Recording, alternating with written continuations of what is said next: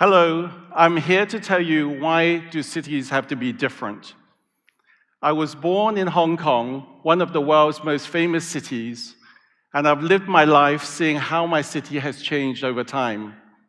As an architect, I can really see a city being very beneficial, but also a city, as it was designed in the 20th century, now has many problems. We know cities are very, very dense, and everybody wants to be there. But in doing so, we are facing a lot of problems. In Hong Kong in particular, we have one very major key issue that really all cities face at the moment, which is that we are too centralized. And being too centralized means all of the resources are kept at the center of the city, making everybody travel difficult distances into the city. The land prices at the center of the city go straight up. And many of the people that cannot afford to live such expensive lives are pushed out to the edge of the city. This is something that is shared among so many cities around the world.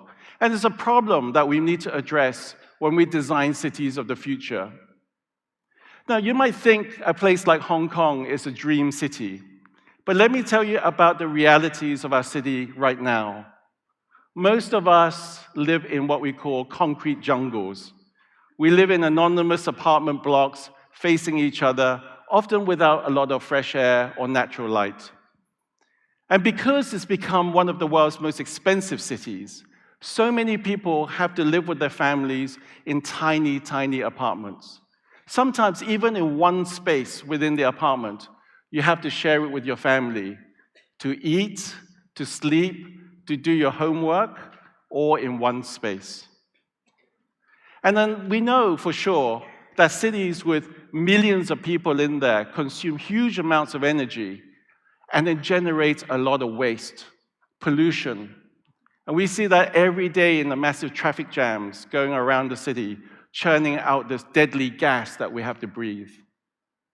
But finally, and most sadly, even a modern rich city like Hong Kong, which was once upon a time the model for how we should design modern cities, has failed so many people in our city. We have a huge amount of homeless people, not able to live in buildings, but actually sleep on the streets. As an architect, I want to do something in my designs that would change this. So what is a simple, big idea that I can bring to city design? And that is to change the conditions that people live in. This is a photo from my home when I was a child. And I remember this feeling of being very claustrophobic, looking out of the window, never seeing a blue sky, not seeing any nature. And this was the view of our city. So the simple idea that we have to do is to avoid this and to design our cities differently. More than 50% of the world's population now live in cities. So to get it right is very, very important. And so the idea is to take the centralized city and make it into a new kind of design philosophy, which is what we call a distributed city. One where there is no one center, where there is no one problem-creating center that everybody get congested in, and distribute the wonderful resources of the city all around. Now, what will a future city that is distributed look like? Well, I can show you. In Saudi Arabia, we're designing a futuristic city for 10 million people called Eden. As you can see from this city, it doesn't look like a conventional city. There's no congested center.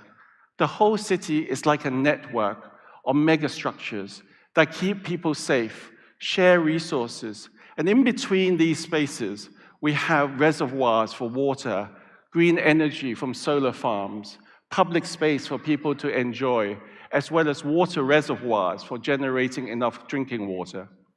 Cities are going to be facing massive problems. First of all, we have to solve the existing problems and use new kind of paradigms of design in order to take the concept of the city beyond the problems that we are facing. Also, Another example is a city unlike any other.